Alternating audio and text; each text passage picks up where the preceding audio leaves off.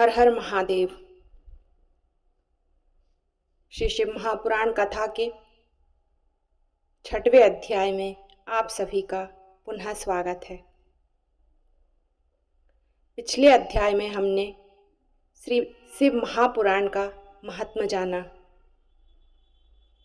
कैसे चंचुला नामक महापापिनी शिव पुराण कथा श्रवण से शिव पद को प्राप्त हुई और उसने अपने पति का भी उद्धार किया। आज 6वें अध्याय में हम शिव पुराण के श्रवण की विधि जानेंगे।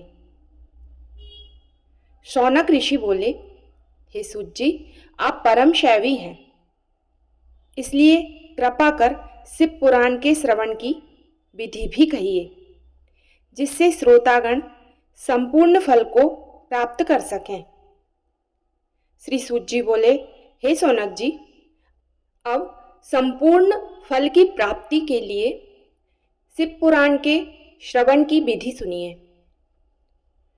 प्रथम ज्योतिषी को बुलाकर पुराण की निर्विघ्न समाप्ति के हेतु शुभ मुहूर्त दिखवाएं। फिर उसके अनुसार देश देश में पत्र भेजें कि यहाँ शिव कथा होने वाली है, इसलिए शुभार्थी सज्जन शीघ्र पधारने का कष्ट करें। शिव तथा कीर्तन के प्रेमी सज्जनों को दूर दूर से भी आदर पूर्वक बुलाना चाहिए। शिवालय, तीर्थ, वन अथवा घर में ही शिव पुराण के श्रवण की उत्तम व्यवस्था करवाएं। पृथ्वी को गोबर से लीपकर शुद्ध कर लें और घर की फालतू चीजों को वहां से हटा दें।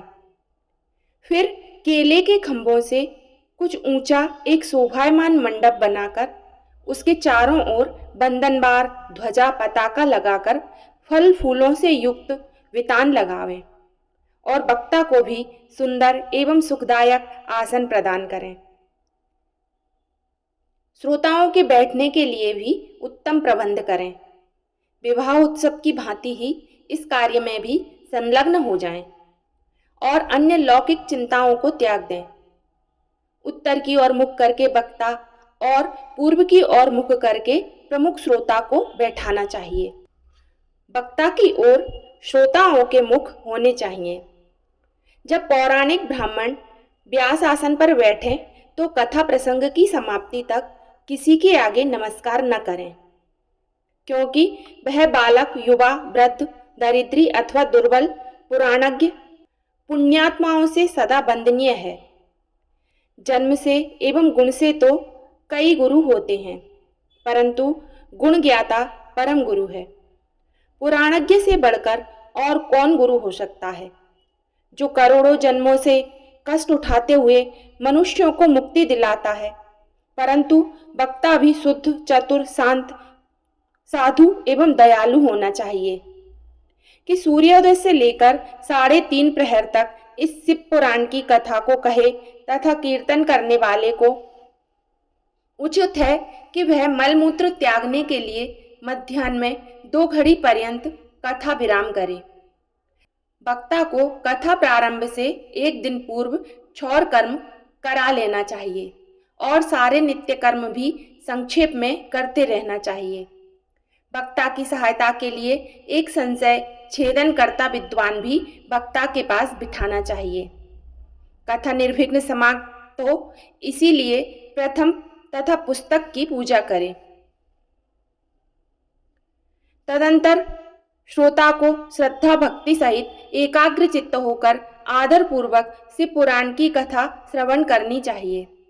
अनेक कर्मों में भ्रांत चित्त, काम, क्रोधादि 6 विकारों से युक्त व्यभिचारी, पाखंडी ऐसे वक्ता एवं श्रोता पुण्य के भागी नहीं होते। सांसारिक चिंता, धन, गृह, पुत्रादि की चिंता त्याग कर पवित्र मन से कथा में चित्त लगाने वाला ही उत्तम फल पाता है। श्रद्धा भक्ति से युक्त, अन्य कार्यों में लालसा से रहित, वाणी रोकने वाला शुद्ध श्रोता ही पुण्य का भागी होता है। जो नराधम, भक्तिहीन इस कथा को सुनते हैं, उन्हें कोई फल नहीं मिलता और वे जन्म जन्म में दुख पाते हैं। जो पुराण की पूजा यथाशक्ति भेंटों के द्वारा न करके इस कथा को सुनते हैं, वे मूर्ख, दरिद्री एवं अपवित्र होते हैं। जो मनुष्य कथा होते समय उठकर अन्यत्र चले जाते हैं, भोगांतर में उनकी दारादि संपत्ति नष्ट हो जाती है। जो पान चबाते हुए इस कथा को सुनते हैं, उन्हें नरक में यमदूत उनकी विष्ठा उन्हें खिलाते हैं। जो इस कथा को ऊंचे आसन पर बैठकर सुनते हैं, वे नरक यातनाएं भोगकर कौवे बनते हैं। और जो बीरादि आसन कुर्सी पर बैठकर कथा को सुनते हैं, वे नरक भोगकर विष वृक्ष होते हैं। जो वक्ता को प्रणाम किए बिना कथा में बैठते हैं, वे सब नरक भोगकर अर्जुन के वृक्ष बनते हैं।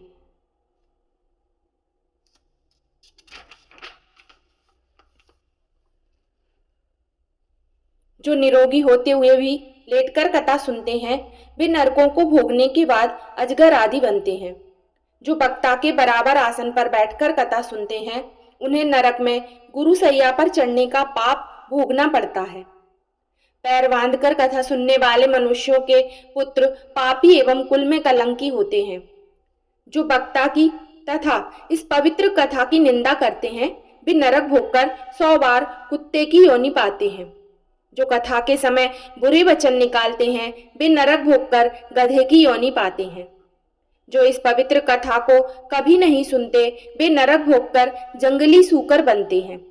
जो दुष्ट कथा कीर्तन में बाधा डालते हैं, वे करोड़ों वर्ष नरक भोगने के बाद ग्राम सूकर बनते हैं। ऐसा विचार कर श्रोता वक्ता दोनों को सदाचार करते हुए भक्तिपूर्वक प्रसन्न चित्त और शुद्ध भाव से कथा कहनी तथा सुननी चाहिए। नित्य कर्म करके संक्षेप से प्रायश्चित्त भी करे, नवग्रह पूजन और पुस्तक का पूजन भी करे। इसके बाद श्रद्धा भक्ति सहित हाथ जोड़कर विनीत भाव से पुस्तक को शिवरूप समझ इस प्रकार स्तुति करे। हे शिव पुराण देव, आप साक्षात महेश्वर हो, प्रत्यक्ष हो, श्रवणों के लिए सुखदायक हो, अतः आप मुझ पर प्रसन्न हो। मेरा यह संपूर्ण कथा श्रवण करने का मनोरथ आपको ही सफल करना है। हे शिव, मैं आपका दास हूँ और भवसागर में निमग्न हूँ, कर्मरूप ग्राहों में पकड़ा गया दीन हूँ, अतः मेरा उद्धार करो। इस प्रकार शिव पुराण को साक्षात शिव जानकर स्तुति करें। व्यास जी की पूजा करें। शिव पूजन की भांति ही पुष्प, वस्त्राभूषण, धूप, दीप, नैवेद्य आदि से वक्ता का भी पूजन करें। फिर हाथ जोड़कर वक्ता से निवेदन करें कि हे भगवान, आप शिव शास्त्र विशारद श्री व्यास रूप हो, अतः आप शिव कथा के प्रकाश से मेरे अज्ञान रूपी अंधकार को नष्ट कर दीजिए। शिव पंचारण मंत्र के लिए 5 ब्राह्मणों का वरण करें, जो कि शिव पंचाक्षर मंत्र को भक्ति सहित जपते रहें। हे शौनक, यह मैंने कथा के श्रवण की विधि श्रोता वक्ता आदि भक्तों के लक्षणों सहित वर्णन की है।